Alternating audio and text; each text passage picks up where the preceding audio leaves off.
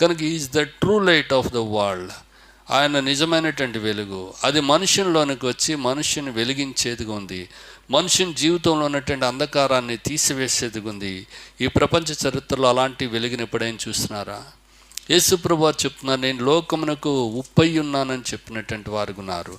ఈ లోకానికి ఒక రుచికరమైనటువంటి జీవితాన్ని ఇవ్వటానికి వచ్చినటువంటి వారే ప్రభు అయినటువంటి యేసుక్రీస్తు వారు. లోకమునకు నేను వెలుగును అని చెప్పినారు.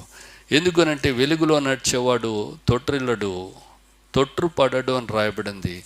కనుక దేవుని వెలుగులో నడిచేవాడు ఎప్పుడు కూడా పడిపోడు అని దేవుని వాక్యంలో వ్రాయబడుతూ ఉన్నటువంటిది ఉంది. నేను పరిశుద్ధుడై ఉన్నాను కనుక మీరును పరిశుద్ధులై ఉండడని దేవుని వాక్యంలో మనం చూస్తూ ఉన్నటువంటి వారు ఉన్నాం.